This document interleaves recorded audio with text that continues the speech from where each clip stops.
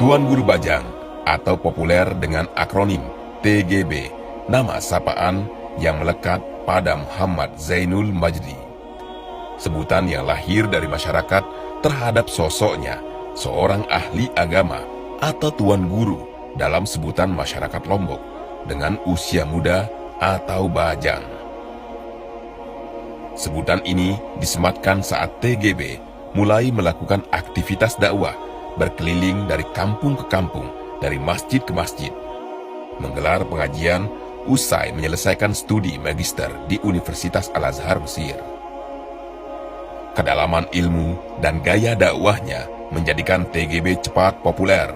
Kehadirannya mengingatkan publik pada kakeknya, Al-Maghfurullah Maulana Syekh Tuan Guru Kiai Haji Muhammad Zainuddin Abdul Majid, pahlawan nasional, pendiri Nahdlatul Wathon, organisasi yang juga kini dipimpin TGB. TGB menapaki jalan dakwah di medan politik. Pada pemilu 2004, TGB terpilih menjadi anggota DPR RI. 2008, TGB mengikuti kontestasi Pilkada Gubernur, pemilihan kepala daerah pertama yang dipilih secara langsung, mengalahkan gubernur incumbent dan dua pasangan lainnya yang merupakan para politisi senior. Saat dilantik September 2008, TGB tercatat sebagai gubernur termuda se-Indonesia oleh Museum Rekor Indonesia atau MURI, yakni dalam usia 35 tahun. Usia muda justru TGB menunjukkan kinerja cemerlang, bahkan 2 periode gubernur. TGB juga menghadirkan sederet sejarah. NTB yang semula dikenal sebagai kantong kemiskinan, kini berubah wajah.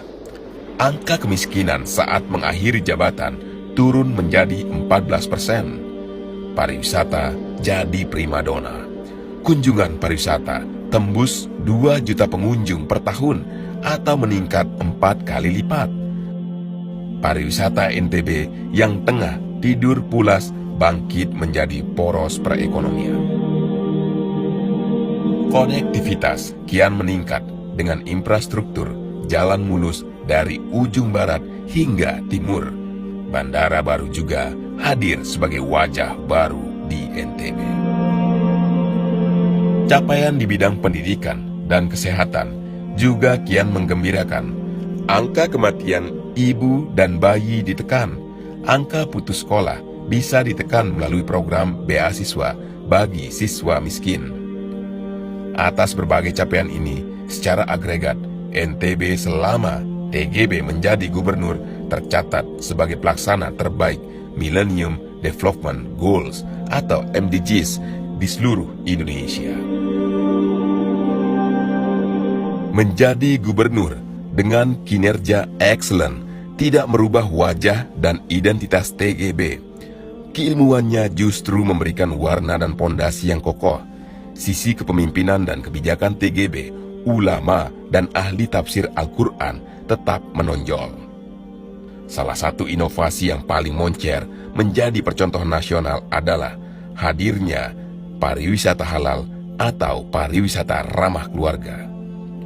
2015, Pulau Lombok membukukan diri sebagai World Best Halal Tourism dan World Best Honeymoon Destination.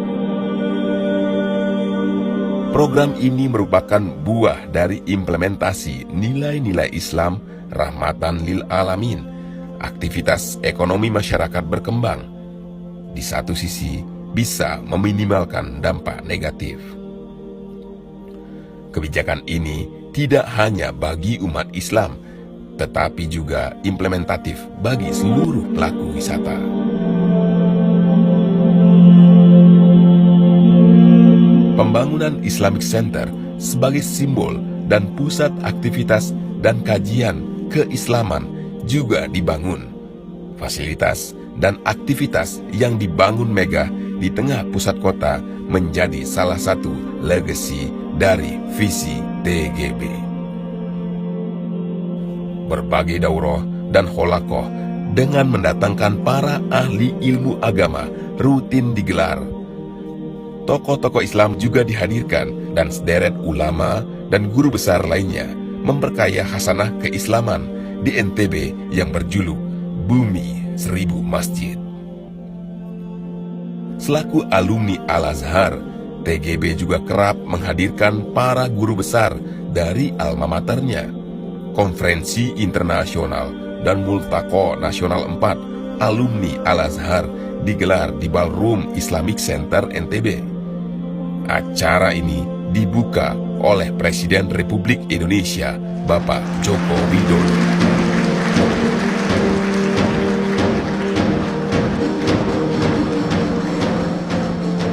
TGB tidak hanya ulama dan pemimpin di NTB, tetapi menjadi ulama idola di penjuru Indonesia.